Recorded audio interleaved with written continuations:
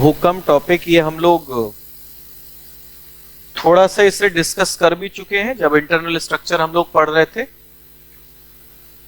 तो internal structure में एक बार फिर से जल्दी से मैं आप लोगों को एक क्विक रिवीजन करा देता हूं कि भूकंप हम लोगों ने जब पढ़ना शुरू किया था तो हमने पहले देखा था उसका अर्थ, मतलब, और अर्थ में हम लोगों ने क्या बात की थी कि हमारी अर्थ सरफेस में होने वाले वाइब्रेशंस हैं, कंपन है। क्यों होते हैं ये वाइब्रेशंस, क्यों होते हैं कंपन? तो हमने देखा था कि सिंपली एनर्जी का प्रोपेगेशन होता है, यानी कि ऊर्जा होती है जो चट्टानों से होकर के संचरण करती है। और फिर हम लोगों ने बात की थी कि ये एनर्जी जो मूव करती है, अच्छा, तो क्या हमने देखा कि वाइब्रेशंस, ये कंपन क्यों होते हैं? एनर्जी प्रोपेगेशन की वजह से। और फिर हम लोगों ने बात की थी कि ये एनर्जी प्रोपेगेशन किसके फॉर्म में होता है? ऊर्जा तरंगों के रूप में। और इन्हीं ऊर्जा तरंगों को हम क्या कहते हैं? सीज्मिक वेव्स कहते हैं, यानी कि भूकंपीय तरंगे कहा जाता है। फिर हम लोगों ने बात की थी कि भूकंपीय तरंगे दो प्रकार की होती हैं। एक जिनको हम बोलते हैं बॉडी वेव्स, काया तरंगे, जो अर्थ के इंटीरियर में चलती हैं। और दूसरा कौन सी होती है? सरफेस वेव्स, सतही तरंगे, जो कहां पर चलती हैं? सरफेस पर चलती हैं। ठीक। फिर बॉडी वेव्स को हम लोगों ने फर्दर कैटेगराइज किया था कि बॉडी वेव्स, काया तरंगे, पी वेव्स और एस वेव्स दो कैटेगरीज की होती हैं। और सरफेस वेव्स में हम लोगों ने देखा था कि रैली वेव्स और लव वेव्स, ये दो प्रकार की सरफेस वेव्स होती हैं। तो यहां तक जितनी भी चीजें थी वो ऑलरेडी हम लोग क्या कर चुके हैं? पढ़ चुके हैं, समझ चुके हैं।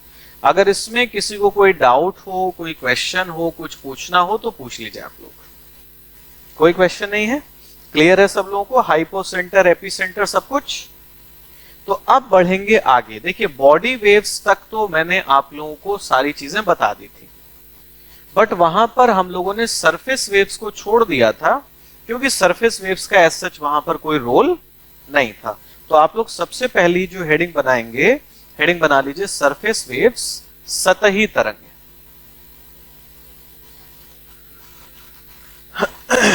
सरफेस वेव्स, सतही तरंगे।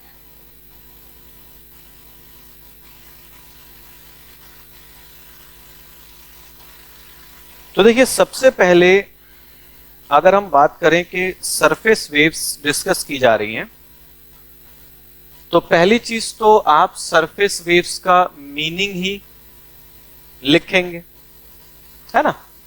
तो मीनिंग में क्या होगा? मीनिंग में हम सीधे सीधे एक चीज लिख देंगे कि seismic waves travelling along the earth surface,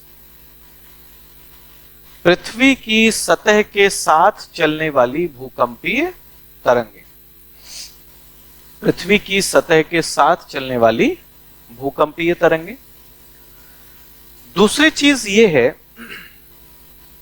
कि जैसे मान लीजिए बॉडी वेव्स पर क्वेश्चन बना और सवाल आपसे यह पूछा गया कि बॉडी वेव्स की ओरिजिन कहां से होती है, काया तरंगों की उत्पत्ति कहां से होती है? क्या जवाब देंगे आप? फोकस से, हाइपोसेंटर से। And what about surface waves? Epicentre से। तो ये चीज और एक इंपॉर्टेंट पॉइंट है, आप लिखेंगे कि these waves originate from the epicentre. इन तरंगों की उत्पत्ति अभिकेंद्र से होती, इन तरंगों की उत्पत्ति अभिकेंद्र से होती है। तो जब आपने ये बोला कि जो सरफेस वेव्स हैं वो एपिसेंटर से ओरिजिनेट करती हैं, उत्पन्न होती हैं, तो इसका सीधा सा मतलब क्या है? इसका सीधा सा मतलब ये है कि अर्थ के इंटीरियर से जो बॉडी वेव्स चल करके सरफेस तक पहुंचती हैं, वही बॉडी वेव्स जब सरफेस के साथ ट्रेवल करने लगती हैं तो उन्हें हम क्या कहते हैं भाई? बॉडी वेव्स जब एपिसेंटर पर पहुंचेंगी तो एपिसेंटर पर पहुंचने के बाद ये सरफेस के साथ चलने लगेंगी, तो उन्हीं बॉडी वेव्स को हम क्या नाम दे देते हैं? सतही तरंगे बोल देते हैं। यानी कि हम एक सीधी सी चीज ये बोल सकते हैं कि जो बॉडी वेव्स जो सरफेस वेव्स होती हैं वो कुछ और नहीं होती बल्कि वो बॉडी वेव्स होती हैं जो एपिसेंटर पर पहुंचने के बाद सरफेस के अलोंग क्या करना शुरू कर देती हैं? ट्रेवल करना शुरू कर देती हैं। क्लियर सी चीज है? ठीक। अब अगर ये चीज हम लोगों ने लिख ली कि इनकी ओरिजिन एपिसेंटर से होती है, तो यहां से आप दो चीजें समझिए कि सबसे पहले एपिसेंटर पर कौन सी तरंगें पहुंचेंगी? P waves. और पी तरंगों का नेचर क्या होता है? लॉन्गिट्यूडनल या ट्रांसवर्स? लॉन्गिट्यूडनल। तो जब ये लॉन्गिट्यूडनल पी वेव्स एपिसेंटर पर पहुंचेंगी, जब ये अनुदैर्ध्य पी तरंगें अभिकेंद्र पर पहुंचेंगी, तो ये एक प्रकार की सरफेस वेव्स को उत्पन्न करेंगी। तो इनसे हमें क्या देखने को मिलेगा? पी वेव से होगी origin of longitudinal surface waves, अनुदैर्ध्य सतही तरंगों की उत्पत्ति। और इन्हीं अनुदैर्ध्य सतही तरंगों को आप किस नाम से जानते हैं? रैली वेव्स कहते हैं, रैली तरंगे कहा जाता है। ठीक। तो जब पी तरंगे सरफेस पर पहुंचती हैं तो ये एक प्रकार की सतही तरंगों को उत्पन्न करती हैं जिन्हें कहा जाता है रैली तरंगे। फिर पी तरंगों के बाद क्या होगा? पी तरंगों के बाद हम देखेंगे कि एस तरंगे एपिसेंटर पर पहुंचेंगी, और जब एस तरंगे एपिसेंटर पर पहुंचेंगी तो इनसे क्या आपको देखने को मिलेगा? इनसे आपको देखने को मिलेगा origin of transverse surface waves, अनुप्रस्थ सतही तरंगों की उत्पत्ति। और ये जो अनुप्रस्थ सतही तरंगे होंगी, जो ट्रांसवर्स सरफेस वेव्स होंगी, इन्हीं को क्या नाम दिया जाता है? लव वेव्स नाम दिया जाता है। तो सरफेस वेव्स के बारे में जो भी इंफॉर्मेशन थी, जो आपके एग्जाम के पॉइंट ऑफ व्यू से इंपॉर्टेंट है, वो मैंने आप लोगों को यहां तक बता दिया कि जो सतही तरंगे होती हैं वो क्या होती हैं, कहां पर उत्पन्न होती हैं, कितने प्रकार की होती हैं, और हर प्रकार की सतही तरंगों की प्रकृति क्या देखने को मिलती है। क्लियर है सब कुछ? अब बढ़ें आगे। अब ये सीज्मिक वेव्स पढ़ने के बाद जो नेक्स्ट पॉइंट जो कि इंपॉर्टेंट है हमारे लिए, वो ये है कि भूकंप आखिर आते क्यों हैं? मतलब अर्थक्वेक्स के लिए रिस्पॉन्सिबल फैक्टर्स क्या क्या हो सकते हैं। तो एक हेडिंग बनाएं आप लोग, factors responsible for seismic events, भूकंपीय घटनाओं के लिए उत्तरदायी कारक। भूकंपीय घटनाओं के लिए उत्तरदायी कारक। देखिए, जब हम अर्थक्वेक्स के लिए रिस्पॉन्सिबल फैक्टर्स देखते हैं, उत्तरदायी कारक देखते हैं, तो जितने भी कारक उत्तरदायी हैं उन सब को आप दो कैटेगरीज में डिवाइड कर सकते हो, नेचुरल फैक्टर्स और दूसरा एंथ्रोपोजेनिक फैक्टर्स, यानी कि प्राकृतिक कारक और मानवीय कारक। प्राकृतिक कारक और मानवीय कारक। ठीक। तो इसका मतलब यह हुआ कि कुछ भूकंपों की उत्पत्ति के लिए प्रकृति उत्तरदायी होती है और कुछ भूकंपों की उत्पत्ति के लिए मनुष्य भी उत्तरदायी हो सकता है। तो देखते हैं अब कौन कौन से नेचुरल फैक्टर्स हैं, कौन कौन से प्राकृतिक कारक हैं जिनसे भूकंप आएगा, और फिर हम लोग मानवीय कारकों के बारे में बात कर लेंगे। तो अगर हम सबसे पहले जो हमारे नेचुरल फैक्टर्स हैं, प्राकृतिक कारक हैं, उनको डिस्कस करें तो पहला फैक्टर हमें क्या देखने को मिलेगा? प्लेट मूवमेंट, प्लेट संचलन। अच्छा, प्लेट संचलन में आप मुझे ये बताइए कि कौन कौन सी प्लेट बाउंड्रीज होती हैं जहां पर भूकंप उत्पन्न हो सकते हैं? तीनों की तीनों। भाई, प्लेट्स के कन्वर्जेंस से भी भूकंप आ सकता है, प्लेटों के डाइवर्जेंस से भी भूकंप आ सकता है, और जब प्लेटें एक दूसरे के पैरेलल चलती हैं, समानांतर चलती हैं, तब भी भूकंप आ सकते हैं। तो इसका सीधा सा मतलब हम ये बोल सकते हैं कि प्लेट बाउंड्री कोई भी हो या किसी भी प्रकार का प्लेट मूवमेंट हो, भूकंप उत्पन्न होगा। हां, भूकंप का जो मैग्नीट्यूड होता है, परिमाण, वो मैग्नीट्यूड आपको रीजन टू रीजन कैसा देखने को मिलेगा? अलग अलग देखने को मिलेगा। ठीक है, तो एक चीज, एक लाइन नोट कर लें, लिखो, all types of plate movements, all types of plate movements are responsible for origin of seismic events of different magnitude, of different magnitude। सभी प्रकार के प्लेट संचलन, सभी प्रकार के प्लेट संचलन विभिन्न परिमाण वाले भूकंपों, विभिन्न परिमाण वाले भूकंपों की उत्पत्ति के लिए उत्तरदायी होते हैं, की उत्पत्ति के लिए उत्तरदायी होते हैं।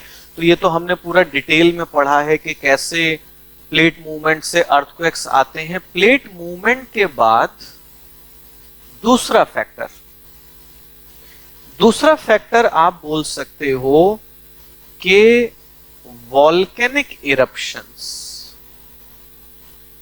ज्वालामुखी उद्भेदन। देखो, ये बात सही है कि अर्थक्वेक्स और वॉल्केनिक इरप्शंस दोनों ही किसका रिजल्ट होते हैं? प्लेट मूवमेंट का। बट हम ये तो नहीं कह सकते ना कि हर जगह पर जो वॉल्केनिक इरप्शंस होते हैं, हर जगह पर जो ज्वालामुखी उद्भेदन होते हैं, वो प्लेटों के संचलन की वजह से ही आते हैं। हमने हॉटस्पॉट थ्योरी भी पढ़ा था ना कि इंट्रा प्लेट रीजन में भी वॉल्केनिक इरप्शंस हो सकते हैं।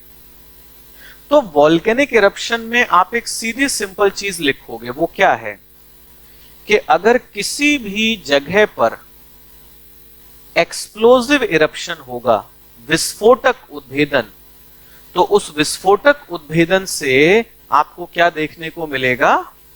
अर्थक्वेक देखने को मिलेगा, भूकंप देखने को मिलेगा। और अगर वो जो अर्थक्वेक है, वो भूकंप है, वो अंडर वाटर हो, पानी के अंदर, तो उसी अंडर वाटर अर्थक्वेक का जो रिजल्ट है वो हमें क्या देखने को मिलता है? सुनामी। सुनामी कब आती है? सुनामी तभी आती है ना जब जो भूकंप है वो महासागर के आसपास उत्पन्न हो, या तो महासागर के किनारे पर या फिर महासागर के अंदर। ठीक है, तो एक लाइन इसमें लिखेंगे, लिखो, एक्सप्लोसिव वॉल्केनिज्म प्रोड्यूसेस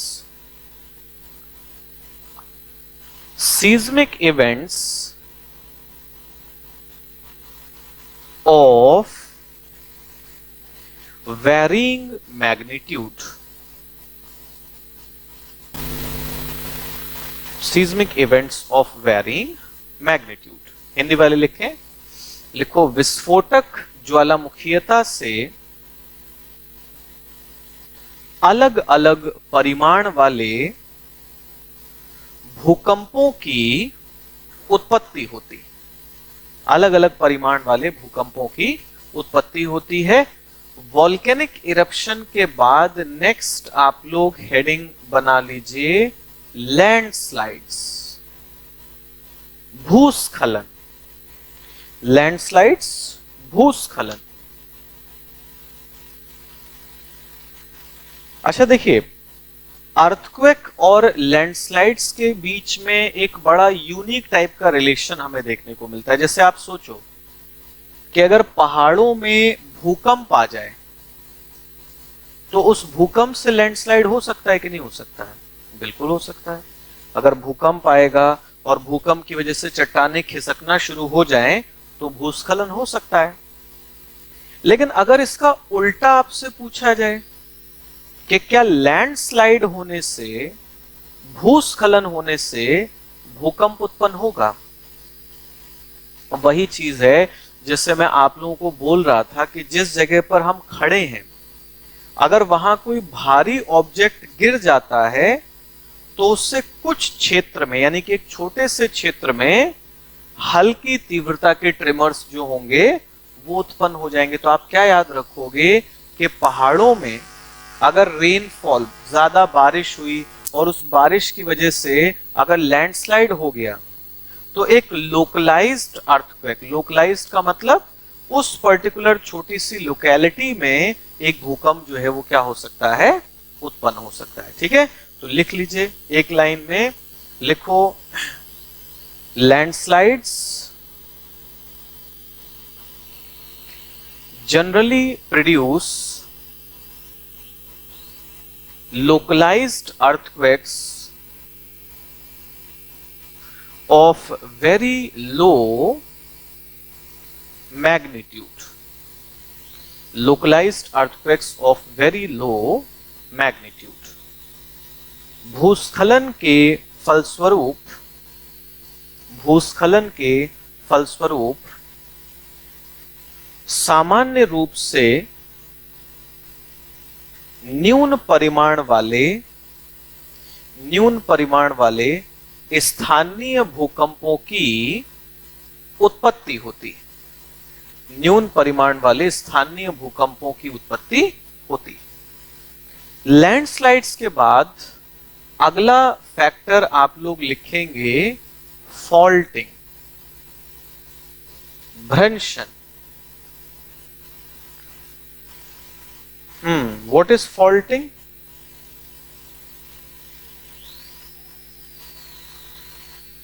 चट्टानों में दरार पड़ जाए, that is faulting. Then what is cracking? There are two terms. One is cracking, चटकन लिखते हैं हिंदी में, and second one is faulting, भ्रंशन। देखो, क्रैकिंग का मतलब होता है कि चट्टानों का सिंपली टूट जाना। अगर चट्टान के अंदर क्रैक पड़ गई, दरार पड़ गई, तो उसे आप सिंपली क्रैकिंग बोल दोगे। लेकिन अगर चट्टानें टूटने के बाद डिस्प्लेस हो जाएं, खिसक जाएं, चाहे हॉरिजॉन्टली, क्षैतिज रूप से, या फिर वर्टिकली, लंबवत रूप से, तो ये जो क्रैकिंग और डिस्प्लेसमेंट होता है इसी को हम क्या कहते हैं? फॉल्टिंग कहते हैं। तो अब तो चीजें बड़ी ऑब्वियस हैं।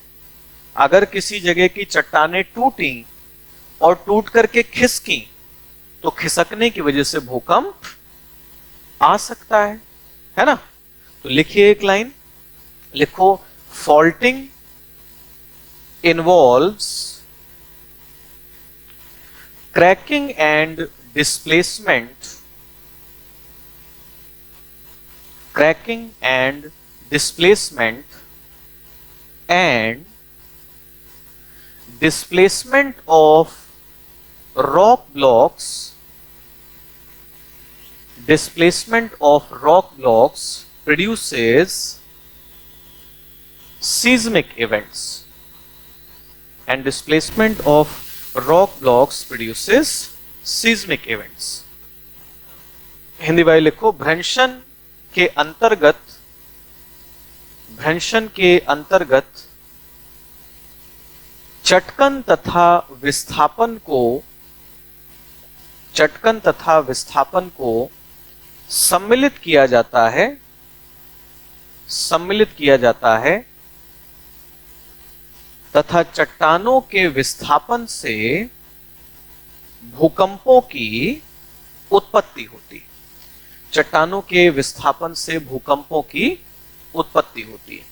और लास्ट में एक और फैक्टर आप लोग लिख सकते हो, and that is the impact of space rocks. अंतरिक्ष से आने वाली चट्टानों का प्रभाव, अंतरिक्ष से आने वाली चट्टानों का प्रभाव। तो आई डोंट थिंक कि इसमें किसी एक्सप्लेनेशन की कोई जरूरत है। अगर एक मीटियोर, एक उल्का पृथ्वी से आकर के टकरा जाए तो पृथ्वी पर भूकंप उत्पन्न होंगे कि नहीं होंगे? यही चीज कब हुई थी? डायनासोर्स के समय पर, है ना। जैसे आपसे अगर कभी पूछा जाए कि डायनासोर्स का दौर कौन सा था, किस पीरियड में डायनासोर्स ने पृथ्वी को डोमिनेट किया था?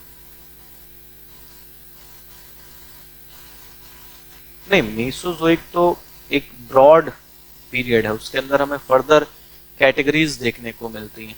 ट्रायसिक, जुरासिक या क्रिटेशियस? जुरासिक में, ठीक है। जुरासिक जो था वो डायनासोर्स की एज कहलाता है। और फिर एक मीटियोर के इम्पैक्ट से, एक उल्का के टकराने से पूरा का पूरा जो डायनासोर्स की स्पीशीज थी वो वाइप आउट हो गई, समाप्त हो गई। तो मीटियोर्स या कोई भी स्पेस रॉक अगर पृथ्वी से आकर के टकरा जाए तो उससे आप क्या देखोगे कि भूकंप आ सकते हैं, सुनामी डेवलप हो सकती है, और जो बायोडायवर्सिटी है उसका बहुत बड़े स्तर पर लॉस हो सकता है। इसीलिए आप देखते हो कि दुनिया भर की जो स्पेस एजेंसीज हैं, चाहे हम इसरो की बात करें या हम नासा की बात करें, ये सब के सब स्पेस रॉक्स को मॉनिटर करते हैं, है ना। हमारे चारों तरफ का जो स्पेस है, जो अंतरिक्ष है, उसमें जितने भी चट्टानों के टुकड़े टहलते रहते हैं, ये सब उन्हें देखते रहते हैं, उनको मॉनिटर करते रहते हैं कि वो किस डायरेक्शन में जा रहे हैं। और उनमें से फिर देखे जाते हैं ऐसे ऑब्जेक्ट्स जो अपनी पृथ्वी की तरफ आ रहे हैं या पृथ्वी के पास से होकर के निकलेंगे। और हम लोग खुद को तैयार भी कर रहे हैं किस चीज के लिए? उस दिन के लिए जिस दिन कोई बड़ी सी चट्टान हमारी पृथ्वी की तरफ सीधे आना शुरू करेगी। पॉसिबल है कि नहीं है? बिल्कुल पॉसिबल है। आप ये समझ लीजिए कि हम अंतरिक्ष में लटके हुए हैं और हमारे चारों तरफ चट्टानों की बौछार है। बाई लक, किस्मत से हम लोग क्या हैं? बचे हुए। और ऐसा नहीं है कि हमारे पृथ्वी की तरफ चट्टानें आती नहीं हैं। हर दिन लाखों की संख्या में छोटे छोटे चट्टानों के टुकड़े हमारी पृथ्वी की तरफ आते हैं। लेकिन ये जो हमारा वायुमंडल है ना, एटमॉस्फेयर, ये एटमॉस्फेयर, जैसे ही वो चट्टानें इस एटमॉस्फेयर में आती हैं, फ्रिक्शन की वजह से, घर्षण की वजह से वो चट्टानें जलने लगती हैं और जल करके वायुमंडल में ही समाप्त हो जाती हैं और अर्थ सरफेस तक नहीं पहुंचती। लेकिन अगर कभी कोई बड़ा ऑब्जेक्ट आ गया तो उसको पूरी तरीके से जला के हमारा एटमॉस्फेयर समाप्त नहीं कर पाएगा।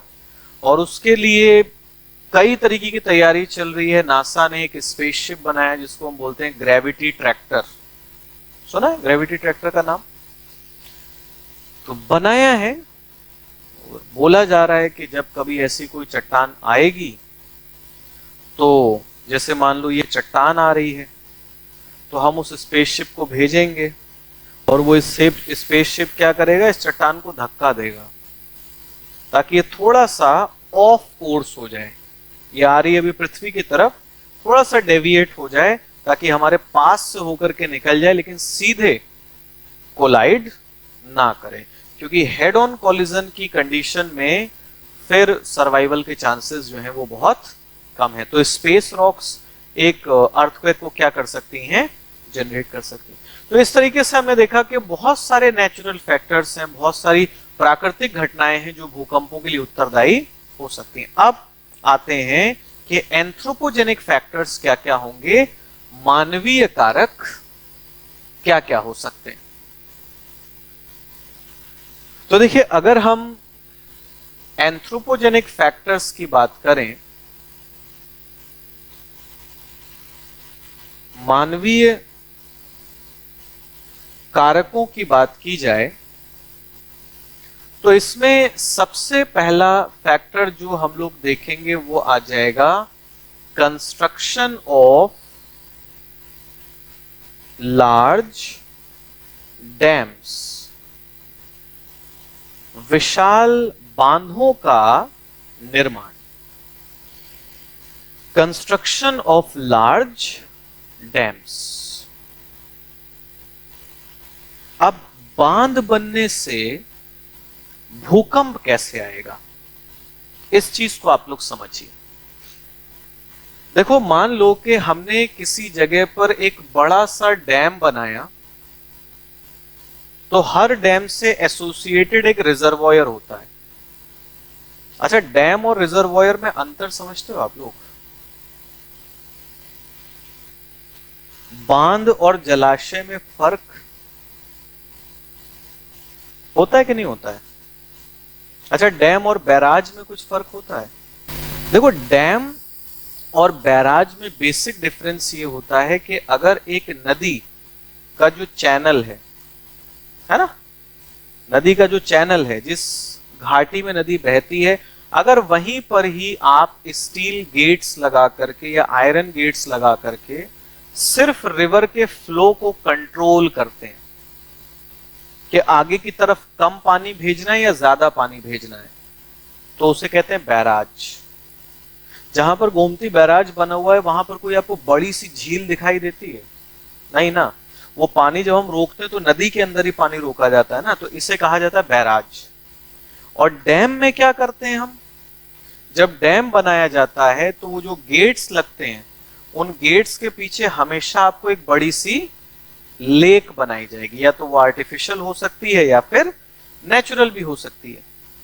तो अब जब आप कहीं पर डैम बनाओगे तो उस डैम से एसोसिएटेड एक रिजर्वॉयर होगा, एक जलाशय होगा। अब आप क्या करेंगे, उस रिजर्वॉयर के अंदर पानी इकट्ठा करना शुरू करोगे, ठीक है। अब मुझे बस एक चीज बताओ कि जो पानी यहां पर इकट्ठा होगा, ये पानी नीचे के रॉक्स पर कोई प्रभाव डालेगा कि नहीं? वजन इकट्ठा हो रहा है ना, भार इकट्ठा हो रहा है। तो हम एक चीज देखते हैं कि जब भी हम किसी जगह पर एक रिजर्वॉयर बनाते हैं, जलाशय बनाते हैं, और उस जलाशय के अंदर क्या होता है, एक्यूमुलेशन ऑफ वाटर, जल का एकत्रीकरण। पानी जब इकट्ठा होता है तो पानी इकट्ठा होने से हमें क्या देखने को मिलता है, हाइड्रोस्टैटिक प्रेशर, जल स्थैतिक दबाव। What is hydrostatic pressure?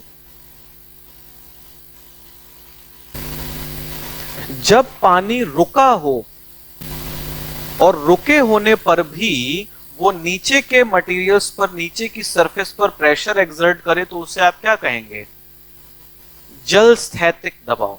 जैसे आप ये देखिए, ये पानी का ग्लास है, इसके अंदर पानी भरा हुआ है, मूविंग वाटर तो नहीं है ना, ये रुका हुआ है, लेकिन ये पानी भी इस ग्लास की जो तली है उस पर क्या लगा रहा होगा, pressure. So this is hydrostatic pressure. और दूसरा होता है हाइड्रोडायनेमिक प्रेशर, जल गतिक दबाव। जल गतिक दबाव मतलब जब पानी फ्लो कर रहा हो, आप जैसे बहती हुई नदी में जाकर के अगर खड़े हो जाते हो तो आपको फील होता है ना, पानी आपके ऊपर फोर्स लगा रहा है, दैट इज हाइड्रोडायनेमिक प्रेशर। तो अब हम क्या देख रहे हैं कि जब हम किसी रिजर्वॉयर के अंदर पानी इकट्ठा करते हैं तो पानी इकट्ठा होने से जल स्थैतिक दबाव उत्पन्न होता है। अब ये जो नीचे की रॉक्स हैं, ये जो नीचे की चट्टानें हैं, ध्यान से बात को सुनना, अगर ये चट्टानें स्ट्रॉन्ग हैं, मजबूत हैं, तो इस प्रेशर को क्या कर ले जाएंगी? सस्टेन कर ले जाएंगी, झेल ले जाएंगी। लेकिन गलती से अगर आपने एक बड़ा डैम बना दिया एक ऐसी जगह पर जहां की चट्टानें वीक हैं, जहां की चट्टानें कमजोर हैं, तो अब क्या होगा? जब इस डैम में पानी इकट्ठा होगा और ये पानी नीचे की चट्टानों पर दबाव लगाएगा, तो दबाव लगाने से ये जो वीक रॉक्स होंगी, ये रॉक्स ब्रेक होंगी, और ब्रेक होने के साथ साथ ये क्या होना शुरू कर देंगी? डिस्प्लेस होना शुरू कर देंगी।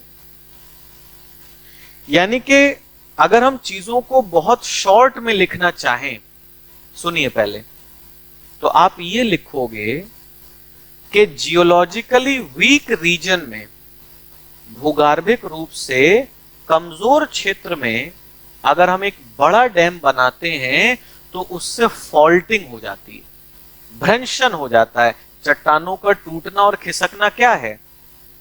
फॉल्टिंग ही है ना, भ्रंशन है। और जब भ्रंशन हो जाता है तो उसी से क्या उत्पन्न होते हैं?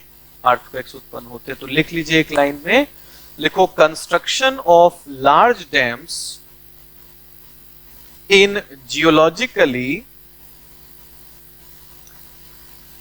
weak regions, in geologically weak regions triggers faulting, which leads to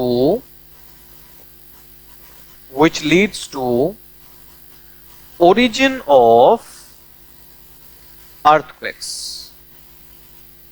Triggers faulting which leads to origin of earthquakes. भूगर्भिक रूप से दुर्बल क्षेत्रों में, भूगर्भिक रूप से दुर्बल क्षेत्रों में विशाल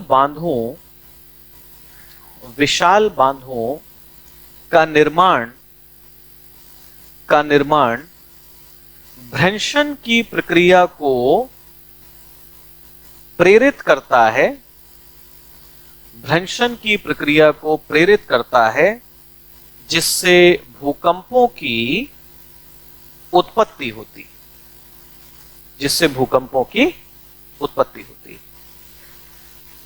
इसका अगर आप एग्जाम्पल लिखना चाहोगे तो मैं आपको एक चीज बताता हूं। हमारा जो महाराष्ट्र है, महाराष्ट्र में 1967 में एक भूकंप आया। पुणे के आसपास का जो एरिया है वहां पर एक अर्थक्वेक आया, और महाराष्ट्र के अंदर भूकंप का आना काफी स्ट्रेंज था। क्यों? ये मैप आप देख रहे हैं, मैंने आप लोगों को बताया था कि प्लेट बाउंड्री यहां पर है, इस जगह पर। तो यहां पर्वतीय क्षेत्रों में भूकंप आ जाए समझ में आता है, उस भूकंप की वजह से ये जो प्लेन एरियाज हैं यहां पर भूकंप आ जाए वो भी समझ में आता है। बट यहां भूकंप आ जाए, ये तो प्लेट का इंटीरियर पार्ट है, यहां तो ना कोई प्लेट टकरा रही है, ना दूर जा रही है, ना पैरेलल मूवमेंट है, कुछ नहीं है। तो फिर उस पर स्टडीज होना शुरू हुई कि क्यों भूकंप आया। तो पता चला कि महाराष्ट्र का 1967 का ये जो भूकंप है, ये भूकंप आया था किसकी वजह से? कोयना डैम की वजह से। वहां पर एक रिवर फ्लो करती है, कोयना रिवर, और उस पर एक बड़ा सा डैम बनाया गया, कोयना बांध। उस बांध की वजह से महाराष्ट्र में 1967 में पहली बार भूकंप आया, और तब से लेकर के अब तक बार बार वहां पर भूकंप जो है वो आता रहता है। क्यों? क्योंकि वहां पर चट्टानें बार बार टूटती रहती हैं, खिसकती रहती हैं, और जब भी चट्टानें डिस्प्लेस होती हैं तब हमें क्या देखने को मिलता है? अर्थक्वेक देखने को मिलता है। क्लियर है? तो ये तो हमने देख लिया कि बड़े बांध बनाने से प्रॉब्लम हो सकती है। नेक्स्ट, अगर आप एंथ्रोपोजेनिक फैक्टर्स में आगे बढ़ोगे तो हेडिंग बनाइए mining and construction related activities. उत्खनन तथा निर्माण संबंधी क्रियाएं। Mining and construction related activities. तो सबसे पहली चीज हम ये समझें कि माइनिंग और कंस्ट्रक्शन करने से भूकंप कैसे आएगा। तो आप लोगों ने एक चीज अगर कभी देखी हो कि माइनिंग करने के लिए, या जैसे मान लीजिए कि पहाड़ों में अगर हमें कोई रोड बनाना है, उन सब चीजों के लिए हम डायनामाइट यूज करते हैं, एक्सप्लोजिव्स का इस्तेमाल करते हैं। एक्सप्लोजिव्स बेसिकली यूज किए जाते हैं चट्टानों को तोड़ने के लिए, कि चट्टान अगर टूट जाएगी तो तोड़ने के बाद उसको हम इजीली वहां से क्या कर सकते हैं, रिमूव कर सकते हैं। और कॉमन सेंस वाली बात है कि अगर आप एक्सप्लोजिव्स यूज करोगे, विस्फोटक इस्तेमाल करोगे, तो जिस जगह पर वो एक्सप्लोजिव्स यूज हो रहे हैं वहां पर लोकलाइज्ड अर्थक्वेक्स जो हैं, भूकंप जो हैं, वो हमें देखने को मिल सकते हैं। तो पहली चीज आप लिख लेंगे कि use of explosives in mining and construction related activities. Use of explosives in mining and construction related activities. उत्खनन तथा निर्माण संबंधी क्रियाओं में, उत्खनन तथा निर्माण संबंधी क्रियाओं में विस्फोटकों का उपयोग। एक और चीज होती है कि माइनिंग जब की जाती है तो एक और तरीका हो सकता है जिससे भूकंप आ जाएगा। देखिए, माइनिंग में बेसिकली अगर आप देखोगे कि अगर माइनिंग जो है वो अंडरग्राउंड माइनिंग की गई है, भूमिगत, यानी कि जो मिनरल्स हमने एक्सट्रैक्ट किए हैं वो जमीन के अंदर मिलते थे, तो क्या होता है जब आप खनिजों को निकाल लेते हैं तो अंदर एक कैविटी बन जाती है। लॉजिकल सी बात है। और गवर्नमेंट के गाइडलाइंस ये होते हैं कि उन कैविटीज को सैंड से क्या कर देना चाहिए, भर के उसे प्लग कर देना चाहिए, बंद कर देना चाहिए उसको। बट ड्यू टू करप्शन जो रेत उन कैविटीज में भरी जानी चाहिए वो गायब हो जाती है। अब अगर अंदर आपने ऐसी ही कैविटी छोड़ दी तो कभी ये हो सकता है कि उस कैविटी की रूफ, उसकी छत क्या हो जाएगी, कोलैप्स कर जाएगी। और अगर कैविटी की रूफ कोलैप्स हुई तो उससे भी लोकलाइज्ड अर्थक्वेक्स जो हैं वो देखने को मिल सकते हैं। तो एक चीज और लिख लीजिए कि रूफ कोलैप्स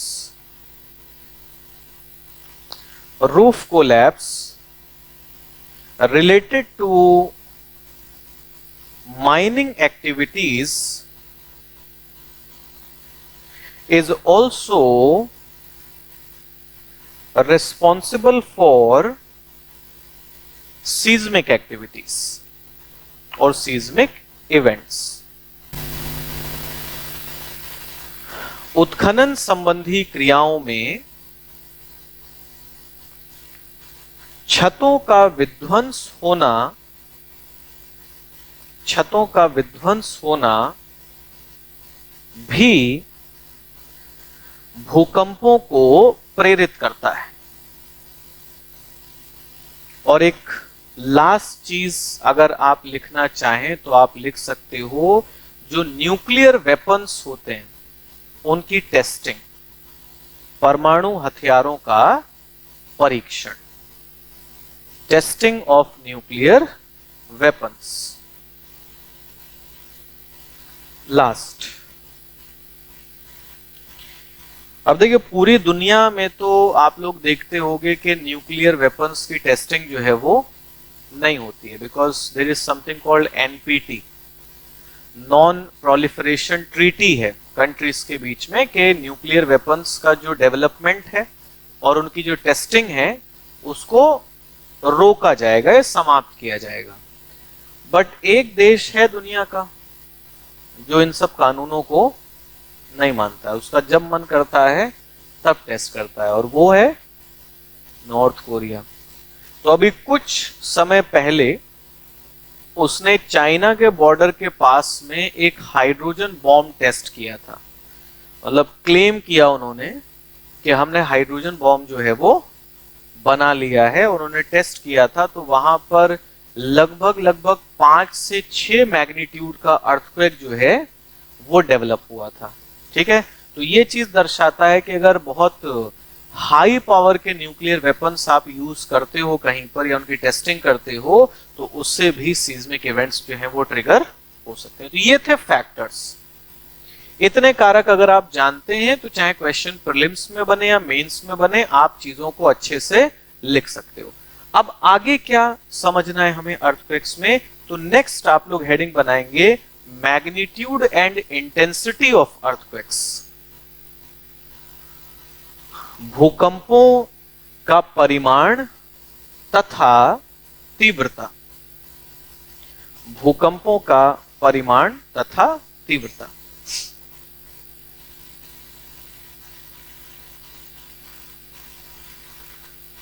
अब देखिए यहां पर दो शब्द हैं,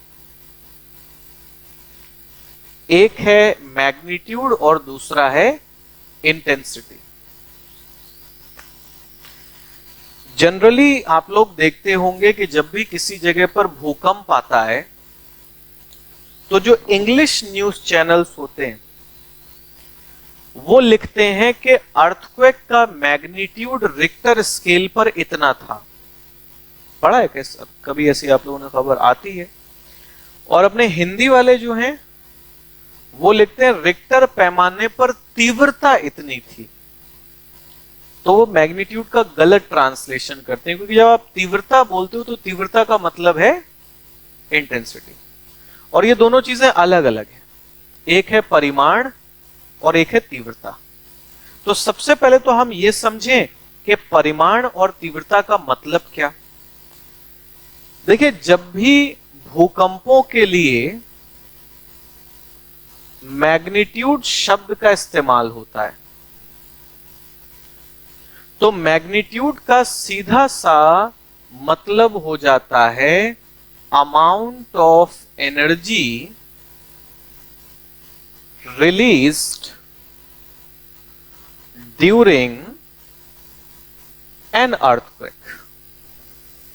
एक भूकंप के दौरान निकली ऊर्जा की मात्रा, एक भूकंप के दौरान निकली ऊर्जा की मात्रा, उसे क्या कहते हैं हम? परिमाण, मैग्नीट्यूड। और जब बात आती है इंटेंसिटी की, तीव्रता की, तो इंटेंसिटी का सीधा सा मतलब होता है level of destruction caused by an earthquake। एक भूकंप के द्वारा किए गए विनाश का स्तर, एक भूकंप के द्वारा किए गए विनाश का स्तर। जैसे एक उदाहरण लेके समझते हैं। मान लीजिए कि अपना जो नॉर्थ इंडिया है, उत्तर भारत, और एक तरफ हम रशिया का साइबेरिया रीजन ले लें, साइबेरिया क्षेत्र। अगर मैं आपसे कहूं कि इन दोनों क्षेत्रों में भूकंप आया और दोनों जगह पर जो भूकंप था उसमें ऊर्जा एक बराबर निकली थी, सेम, तो क्या दोनों जगह पर इंटेंसिटी भी अर्थक्वेक की सेम होगी? कहां ज्यादा होगी? क्यों? आप देखोगे साइबेरिया रीजन में पॉपुलेशन लगभग ना के बराबर है और नॉर्थ इंडिया में बहुत ज्यादा डेंस पॉपुलेशन है। तो अगर दो जगह पर भूकंप में एक जैसी ऊर्जा निकलती भी है तो ये कोई जरूरी नहीं है कि दोनों जगह पर जो विनाश होगा वो एक जैसा होगा। एक जगह पर विनाश कम हो सकता है, दूसरी जगह पर विनाश ज्यादा हो सकता है। तो मैग्नीट्यूड अमाउंट ऑफ एनर्जी को रिप्रेजेंट करता है और इंटेंसिटी किसे निर्धारित करता है? लेवल ऑफ डिस्ट्रक्शन को। दोनों शब्दों का मतलब क्लियर है?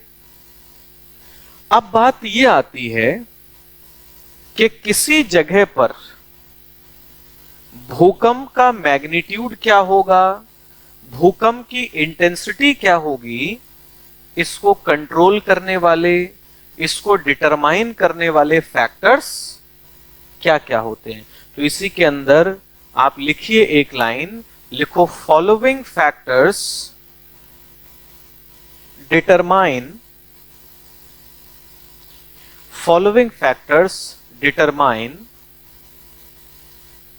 magnitude and intensity of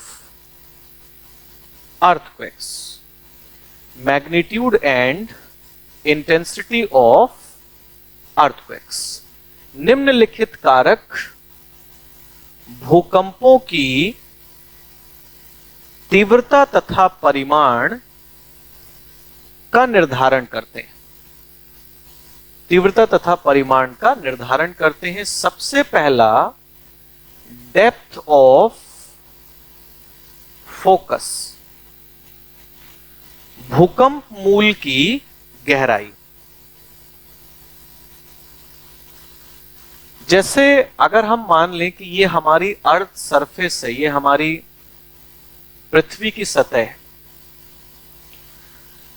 यहां पर एक भूकंप उत्पन्न हुआ और हम बोल रहे हैं उस भूकंप का फोकस जो है वो 20 किलोमीटर की डेप्थ पर था, और एक दूसरा भूकंप उत्पन्न हुआ जिसका फोकस फॉर एग्जाम्पल 100 किलोमीटर की डेप्थ पर है। अगर आपको एक कंडीशन दी जाए कि यहां पर जितनी एनर्जी रिलीज हुई उतनी ही एनर्जी यहां पर भी रिलीज हुई, तो क्या दोनों जगह पर एपी सेंटर पर जो एनर्जी पहुंचेगी वो बराबर पहुंचेगी? लॉजिक ये कहता है कि ऊर्जा तरंगें जितनी ज्यादा दूरी ट्रेवल करेंगी उनकी एनर्जी का लॉस, उनकी ऊर्जा का ह्रास उतना ही ज्यादा होता जाएगा। इसीलिए हम एक चीज देखते हैं कि फोकस की गहराई जैसे जैसे बढ़ती जाती है, एपी सेंटर पर पहुंचने वाली ऊर्जा की मात्रा उतना ही घटती जाएगी और जो भूकंप का प्रभाव है वो उतना ही क्या होता जाएगा? कम होता चला जाएगा। रीसेंट हिस्ट्री में जो हमें डिस्ट्रक्टिव अर्थक्वेक्स याद आते हैं, एक रहा जापान का भूकंप और दूसरा रहा नेपाल का। ये आपकी रीसेंट मेमोरी में है। दोनों भूकंपों के बारे में आज इंटरनेट पर जाकर के चेक कर लेना कि दोनों भूकंपों का जो फोकस था वो कितनी गहराई पर था। तो दोनों भूकंपों का जो फोकस है वो लेस देन 30 किलोमीटर की डेप्थ पर आपको मिलेगा। इससे एक चीज प्रूव होती है कि जितने भी डिस्ट्रक्टिव वॉल्केनो होते हैं, सॉरी अर्थक्वेक्स होते हैं, विनाशकारी भूकंप होते हैं, वो हमेशा शैलो फोकस वाले अर्थक्वेक्स होते हैं। क्योंकि फोकस जैसे ही डीप हो जाएगा, गहरा हो जाएगा, भूकंप का प्रभाव क्या हो जाएगा? कम हो जाएगा। तो एक लाइन में लिख लीजिए, लिखो the effect of a seismic event keeps decreasing with increasing depth of earthquake focus।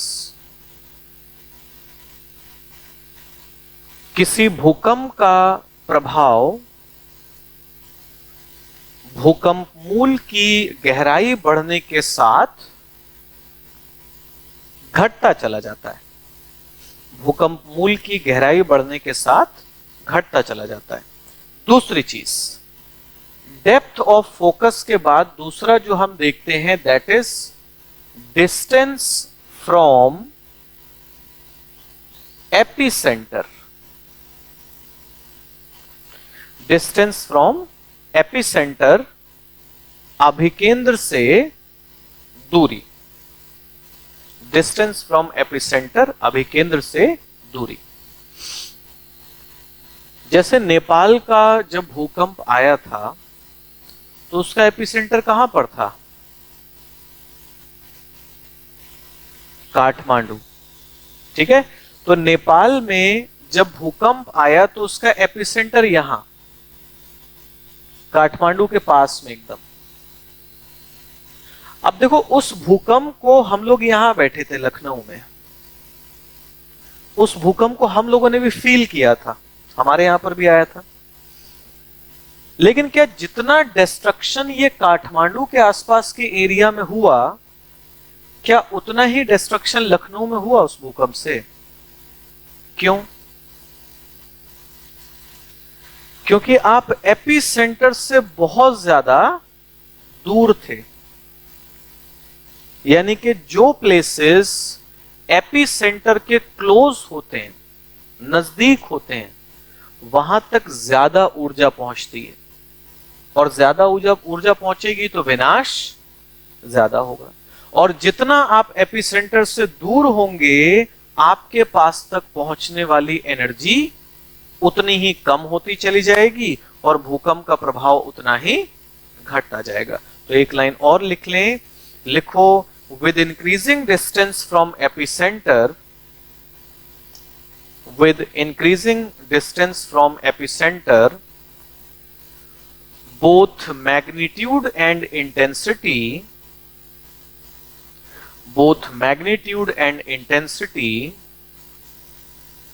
of seismic events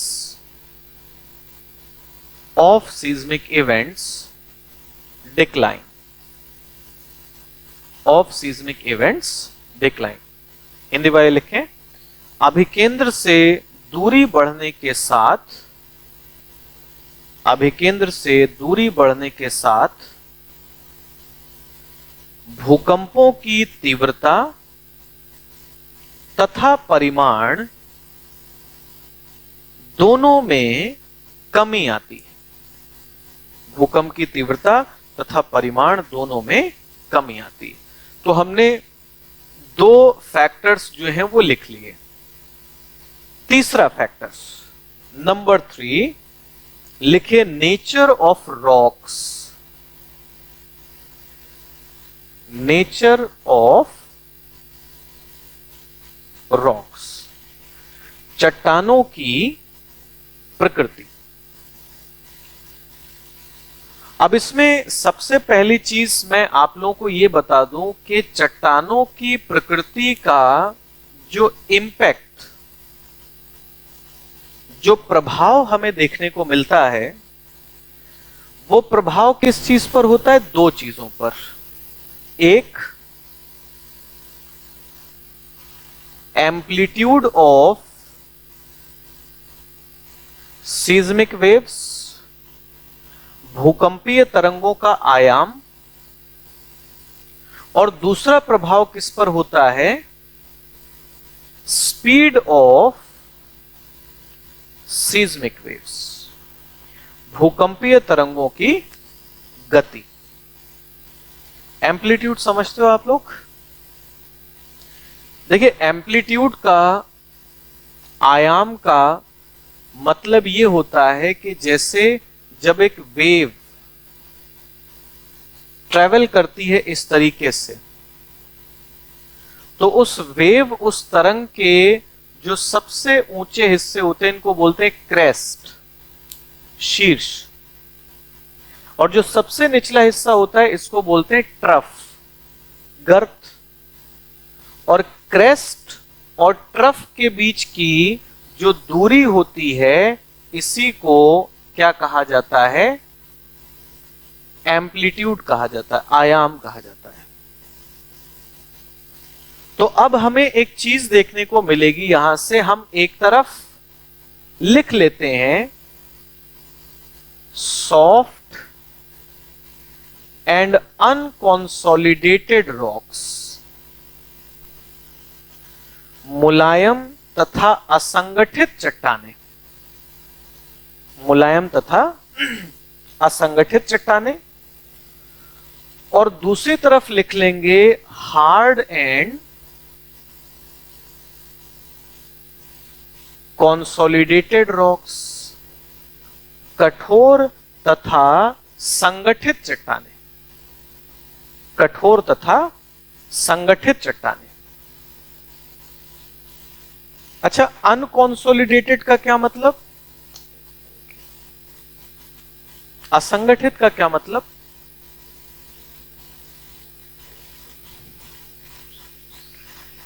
जो संगठित ना हो, बात तो सही है, और जो संगठित ना हो उसका क्या मतलब? देखो, संगठन का मतलब होता है जुड़ाव, बॉन्डिंग।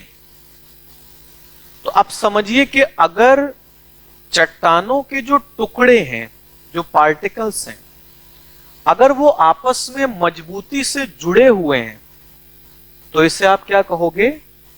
संगठित है, कॉन्सोलिडेटेड है। और अगर ये आपस में जुड़े हुए ठीक से नहीं है तो इसी को आप क्या कह देंगे? अनकॉन्सोलिडेटेड। जैसे हम लूज मटेरियल भी कह सकते हैं, ढीला पदार्थ। तो अब हमें एक चीज देखने को मिलती है कि जब हमारी भूकंपीय तरंगें मुलायम और असंगठित चट्टानों में पहुंचती हैं तो इनका जो एम्पलीट्यूड होता है, इनका जो आयाम होता है, इस आयाम में हमें क्या देखने को मिलता है? इंक्रीज, यानी कि इनका एम्पलीट्यूड बढ़ जाता है।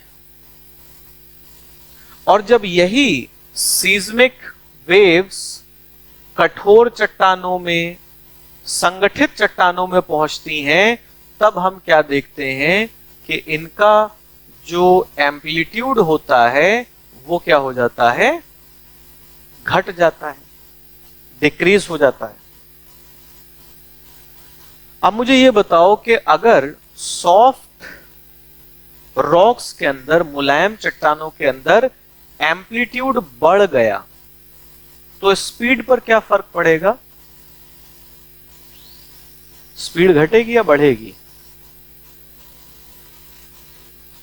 कम हो जाएगी ना। लो, एक चीज देखिए, अगर एक वेव है जो ऐसे स्मॉल एम्पलीट्यूड के साथ चल रही है और दूसरी वेव है जो इस तरीके से लार्ज एम्पलीट्यूड के साथ चल रही है, तो एम्पलीट्यूड जितना बड़ा होता जाएगा स्पीड उतनी ही घटती चली जाएगी।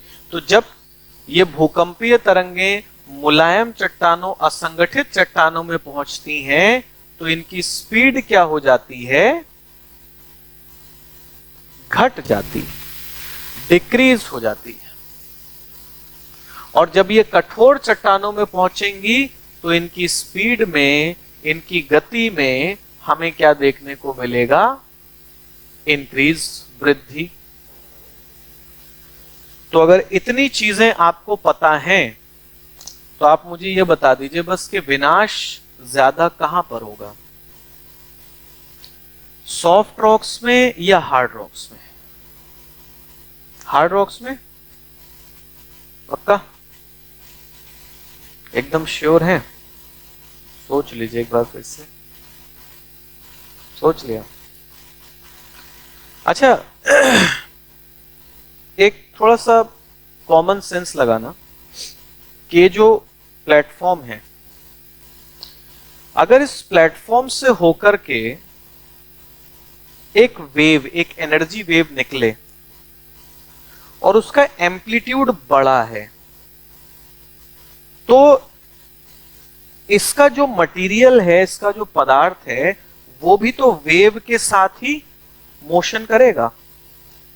तो एम्पलीट्यूड जितना ज्यादा होगा, मोशन उतना ही इफेक्टिव, और एम्पलीट्यूड जितना छोटा, मोशन उतना ही कम। ये बिल्डिंग जिस मिट्टी पर रुकी हुई है, जिन चट्टानों पर ये रुकी हुई है, अगर उन चट्टानों में वर्टिकल मूवमेंट थोड़ा हो रहा है तो ये झेल ले जाएगी उससे, होगा कि नहीं होगा? और अगर ज्यादा हो रहा है तब, तो एम्पलीट्यूड जितना ज्यादा होता है, अर्थ सरफेस के अंदर वर्टिकल मोशंस उतने ही ज्यादा होते हैं, लंबवत संचलन उतना ही ज्यादा होगा। एक तो ये लॉजिक लगा सकते हो आप। दूसरा लॉजिक क्या है कि किसी इमारत को आप 10 सेकंड के लिए शेक करिए, हिलाइए, और फिर उसी इमारत को आप 1 मिनट तक हिलाते रहिए। टाइम ड्यूरेशन भूकंप की जितनी बढ़ेगी, नुकसान होने के चांसेस उतने ही ज्यादा है। इसीलिए आप देखते हो जितने भी भयंकर भूकंप होते हैं ना, नेपाल वाला अर्थक्वेक अगर आपको याद हो, तो वो ऐसा भूकंप नहीं था कि बस ऐसे पानी हिला और रुक गया। वो काफी देर तक भूकंप आता रहा था। समझ आ रही है बात?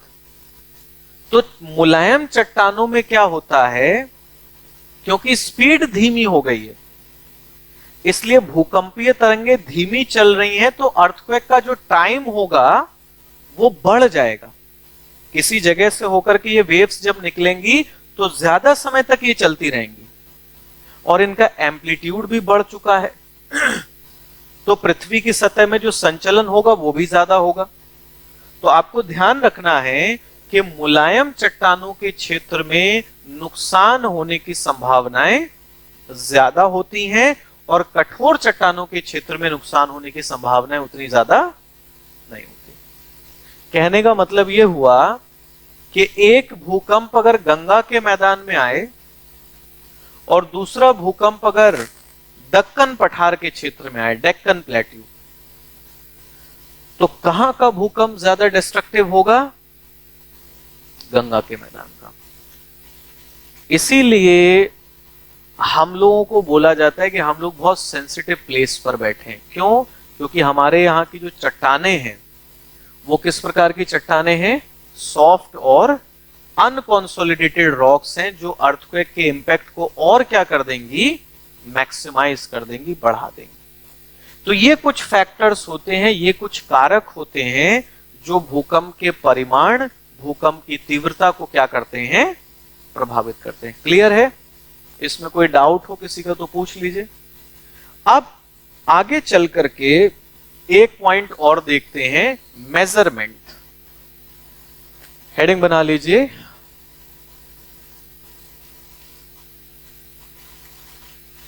मेजरमेंट, मापन।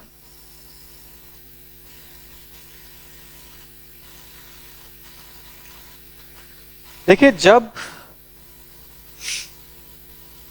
मैग्नीट्यूड और इंटेंसिटी के मेजरमेंट की बात होती है, मापन की बात होती है, तो इसमें सबसे पहली अप्रोच जो हम लगाएंगे वो लगाते हैं क्वांटिटेटिव अप्रोच, मात्रात्मक उपागम। क्वांटिटेटिव अप्रोच, मात्रात्मक उपागम। Now what is the meaning of quantitative approach? तो मात्रात्मक उपागम का मतलब होता है सीधी सी चीज, measurement of the amount of energy, ऊर्जा की मात्रा का मापन। यानी कि जितनी ऊर्जा निकली उस ऊर्जा का आप क्या करना चाहते हो, मापन करना चाहते हो। मतलब आपको इससे मतलब नहीं है कि डिस्ट्रक्शन कितना हुआ है। डिस्ट्रक्शन चाहे 0 हुआ हो या मैक्सिमम हुआ हो, इट डजंट मैटर। आप सिर्फ एक चीज को फोकस करके चल रहे हो, और वो क्या है कि कितनी एनर्जी रिलीज हुई। जैसे एक बात सोचो, आप लोग पढ़ते होगे ना कि सीस्मोग्राफ जो होता है वो अर्थक्वेक्स के बारे में इंफॉर्मेशन देता है। सीस्मोग्राफ किस चीज को रिकॉर्ड करता है? क्या सीस्मोग्राफ डिस्ट्रक्शन को रिकॉर्ड करता है? नहीं ना। सीस्मोग्राफ सिर्फ इतना रिकॉर्ड करता है कि जब भूकंप आया तो कितनी एनर्जी रिलीज हुई, कितनी ऊर्जा निकली। तो जब आप सिर्फ ऊर्जा को ध्यान में रख करके चलते हैं तो आपकी अप्रोच क्या हो जाती है? Quantitative approach. और इसी क्वांटिटेटिव अप्रोच पर बेस्ड हमें क्या मिलेगा, तो आप लिख लीजिए कि Richter scale is based on this approach. Richter पैमाना इसी उपागम पर आधारित है। रिक्टर पैमाना इसी उपागम पर आधारित है। तो अब कभी आपसे अगर रिक्टर स्केल के बारे में क्वेश्चन पूछ लिया जाए कि जो रिक्टर स्केल है वो एक्चुअली किस चीज को रिप्रेजेंट करता है, तो आप याद रखेंगे वो किस चीज को दर्शाता है? Amount of energy. क्लियर है? एक चीज और जान लो कि जो रिक्टर पैमाना है ना, जैसे इस पर जो डिजिट्स दी जाती हैं कि 4 मैग्नीट्यूड है या 5 मैग्नीट्यूड है या 6 मैग्नीट्यूड है, तो आप याद रखना कि वो 4, 5, 6 जो भी वैल्यू होती है वो लॉग वैल्यू होती है। लॉग वैल्यू मतलब उसका मतलब आपको लॉग टेबल को यूज करके क्या करना होता है? रीड करना होता है। तो इसलिए कहा जाता है कि रिक्टर पैमाना जो है वो लॉगरिथमिक स्केल है। तो एक चीज और नोट करें कि Richter scale is logarithmic scale. Richter पैमाना लॉग आधारित पैमाना है। लॉग आधारित पैमाना है। ठीक है। एक छोटा सा पॉइंट और है। हाँ, अभी तक कभी ऐसा सवाल पूछा तो नहीं गया है, बट हो सकता है कभी आपसे पूछ लिया जाए। क्वेश्चन ये है कि अगर रिक्टर स्केल पर आपसे पूछा जाए कि अर्थक्वेक का जब मैग्नीट्यूड चेंज होता है, रिक्टर पैमाने पर मैग्नीट्यूड बदला, मान लीजिए एक भूकंप का 3 है, दूसरे का 4 है, या एक का 5 है, दूसरे का 4 है, तो ये जो रिक्टर स्केल पर मैग्नीट्यूड चेंज हो रहा है ये किस चीज को दर्शाता है? मतलब क्या चेंज हुआ? सीधा सवाल आपसे पूछा जाएगा कि रिक्टर पैमाने पर मैग्नीट्यूड के बदलने का मतलब क्या होता है, तो आप लोग सीधे टिक करके आओगे कि रिक्टर पैमाने पर मैग्नीट्यूड बदलने का मतलब होता है change in the amount of energy. यही तो लगाओगे ना, ऑप्शन तो यही टिक करोगे आप। और ये गलत नहीं है, सही है। लेकिन सिर्फ ऊर्जा की मात्रा में परिवर्तन नहीं होता है। आपको ध्यान रखना है कि रिक्टर पैमाने पर जब मैग्नीट्यूड चेंज होता है तो 2 चीजें बदलती हैं। क्या? आप सीधे सीधे लिखोगे इसका मतलब होता है change in the amount of energy and wave amplitude. इसका अर्थ होता है ऊर्जा की मात्रा तथा तरंग के आयाम में परिवर्तन। किसमें परिवर्तन? ऊर्जा की मात्रा तथा तरंग के आयाम में परिवर्तन। और कितना परिवर्तन, तो वो भी मैं आप लोगों को बता देता हूं। अगर एक सिंगल डिजिट का चेंज है, 4 to 5, 5 to 6, कुछ भी, तो एक सिंगल डिजिट का चेंज दर्शाता है 10-fold increase in wave amplitude, यानी कि तरंग का आयाम 10 गुना बढ़ जाता है। अगर एक भूकंप है जिसका रिक्टर स्केल पर मैग्नीट्यूड है 3 और दूसरे का है 4, तो दोनों में जो तरंगे होंगी उनके आयाम में कितना फर्क होगा? 10 गुना का फर्क होगा। जैसे जैसे एम्पलीट्यूड बढ़ता है, जैसे जैसे मैग्नीट्यूड बढ़ता है, वेव एम्पलीट्यूड 10 टाइम्स क्या होता चला जाता है? बढ़ता जाता है। और वेव एनर्जी में कितना चेंज आता है? तो आप लिखोगे 32.5 times change in the amount of energy. ऊर्जा की मात्रा में 32.5 गुना परिवर्तन। ऊर्जा की मात्रा में 32.5 गुना परिवर्तन। ठीक है। एक चीज और रिक्टर पैमाने के बारे में जानिए कि कभी अगर आपसे पूछा जाए रिक्टर स्केल की रेंज क्या है। भाई जब भी आप कोई स्केल बनाते हो तो उसकी एक लोअर लिमिट बनाते हो, एक अपर लिमिट बनाते हैं आप, और वो होती है रेंज, सीमा। बट आपको याद रखना है कि रिक्टर पैमाना किस प्रकार का पैमाना है? ओपन एंडेड है। इसकी कोई अपर लिमिट फिक्स्ड नहीं है,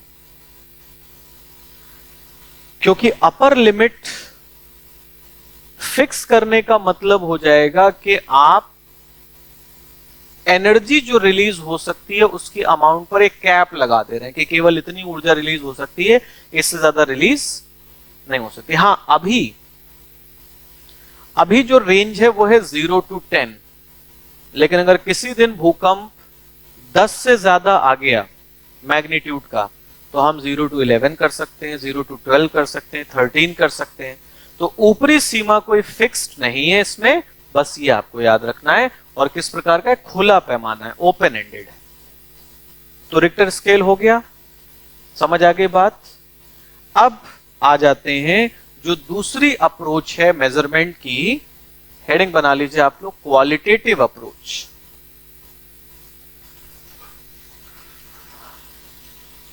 qualitative approach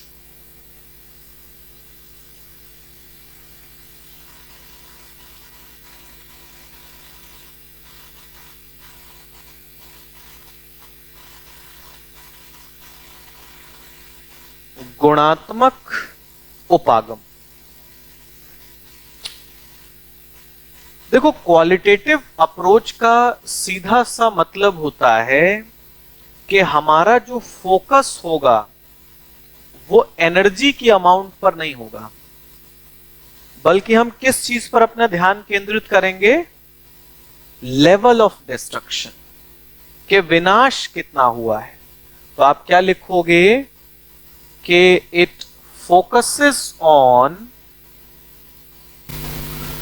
the level of destruction. ठीक है। इस उपागम के केंद्र में भूकंप से हुए विनाश का स्तर होता है। इस उपागम के केंद्र में भूकंप से हुए विनाश का स्तर होता है। और इस अप्रोच पर बेस्ड जो स्केल है हमारा, उसका नाम क्या है? मर्कैली स्केल। तो क्या याद रखोगे कि जो मर्कैली पैमाना है, मर्कैली स्केल है, वो किस चीज के बारे में जानकारी देता है? कि डिस्ट्रक्शन, विनाश कितना हुआ है। तो आप चाहें तो लिख सकते हैं कि Mercalli scale is based on this approach, Mercalli पैमाना इस उपागम पर आधारित है। कौन सा? आरकेडी? यो कौन सा पैमाना है?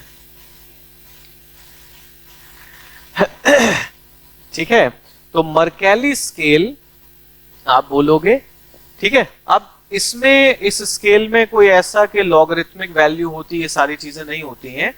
बस इसमें एक चीज जान लीजिए कि इस स्केल की जो रेंज है वो है 1 to 12। इसकी रेंज फिक्स्ड है 1 से 12 तक, ठीक है।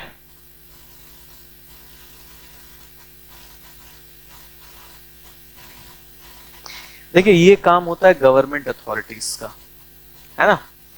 जैसे आप देखते हो कि कभी भी अगर बाढ़ आ जाती है कहीं पर, तो कुछ समय बाद आता है कि उस बाढ़ से इतने करोड़ का नुकसान हुआ, समझ रहे हो, बस वो करोड़ों में नाप लिया जाता है, ठीक।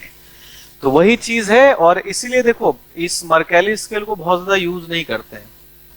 क्यों? क्योंकि डिस्क्रिपेंसी मिलनी है। कहीं भूकंप आएगा तो जो गवर्नमेंट एजेंसीज होंगी वो डिस्ट्रक्शन को कम से कम करके बताएंगी कि केवल इतना ही विनाश हुआ है, और जो इंडिपेंडेंट एजेंसीज होंगी वो उसको और बढ़ा चढ़ा करके बताएंगी कि नहीं, विनाश तो इतना ज्यादा हुआ था। तो इसलिए मर्कैली स्केल बहुत ज्यादा यूटिलिटेरियन नहीं बोलोगे आप इसको। यूज में जो स्केल लिया जाता है वो रिक्टर स्केल ही है, ठीक है। तो मर्कैली और रिक्टर स्केल क्या है, क्वालिटेटिव अप्रोच, क्वांटिटेटिव अप्रोच क्या होती है, कैसे मेजरमेंट किया जाता है, क्लियर सारी चीजें। लास्ट में जल्दी से आप लोग हेडिंग बनाइए, डिस्ट्रीब्यूशन, भूकंपों का वितरण। डिस्ट्रीब्यूशन, भूकंपों का वितरण। तो देखो अगर आप भूकंपों का वितरण देखेंगे, डिस्ट्रीब्यूशन देखेंगे, तो क्या हम ये बोल सकते हैं कि जो डिस्ट्रीब्यूशन वॉल्केनोस का था वही डिस्ट्रीब्यूशन अर्थक्वेक्स का होगा? भाई ज्यादातर भूकंप आते तो प्लेट बाउंड्रीज पर ही है ना, और अगर ज्यादातर भूकंप प्लेट सीमाओं पर ही आते हैं तो इसका सीधा सा मतलब है कि जहां जहां पर हमें ज्वालामुखी देखने को मिलेंगे वहां वहां पर हमें भूकंप भी देखने को मिलेंगे। तो लिखिए एक लाइन, लिखो अर्थक्वेक्स मोस्टली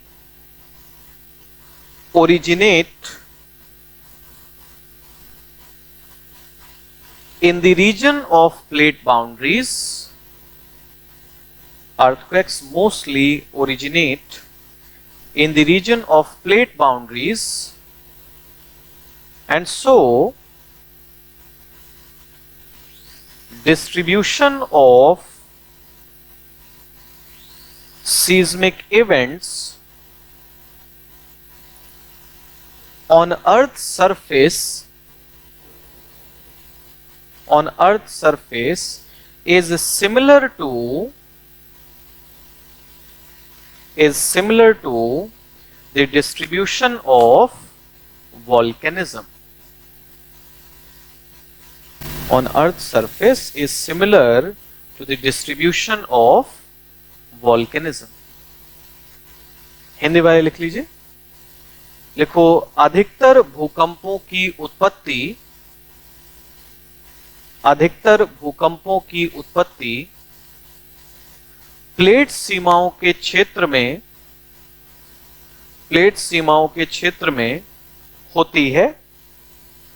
होती है। इसीलिए पृथ्वी की सतह पर भूकंपों का वितरण ज्वालामुखियों के वितरण के समान है। ज्वालामुखियों के वितरण के समान है। तो ज्वालामुखियों के वितरण के समान है, इसका मतलब यहां पर भी हम देखेंगे कि ज्यादातर भूकंप 3 ही क्षेत्रों में आएंगे, सरकम पैसिफिक बेल्ट, परिप्रशांत मेखला। अब मुझे बस इतना बता दो, क्या इसमें दोबारा से बताने की जरूरत है कि सरकम पैसिफिक बेल्ट कहां पर मिलती है या भूकंप यहां पर क्यों आते हैं? ये तो आपको पता ही है। सरकम पैसिफिक बेल्ट में हमें देखने को मिलते हैं 66% seismic events of the world. विश्व के 66% भूकंप किसमें आते हैं? परिप्रशांत मेखला के क्षेत्र में। दूसरी बेल्ट हम देखेंगे, that is mid continental belt, मध्य महाद्वीपीय पेटी। तो मध्य महाद्वीपीय पेटी में हम लोग देखते हैं 21% seismic events of the world. विश्व के 21% भूकंप मध्य महाद्वीपीय पेटी में आते हैं और बाकी आपको जो मिड अटलांटिक बेल्ट है, मध्य अटलांटिक पेटी है, वहां पर देखने को मिलेंगे और जो इंट्रा प्लेट रीजन्स हैं वहां देखने को मिलेंगे। तो यानी कि सीज्मिक पॉइंट ऑफ व्यू से, भूकंपीय दृष्टिकोण से मोस्ट एक्टिव जोन पूरी अर्थ सरफेस का कौन सा है? सरकम पैसिफिक बेल्ट है, परिप्रशांत मेखला है। यहां पर आकर के ये जो अर्थक्वेक टॉपिक था ये हमारा कंप्लीट हुआ, पढ़ लिया हम लोगों ने, ठीक है। कल जो टॉपिक स्टार्ट करेंगे हम लोग वो होगा आपका एंडोजेनेटिक फोर्स, अंतर्जात बल।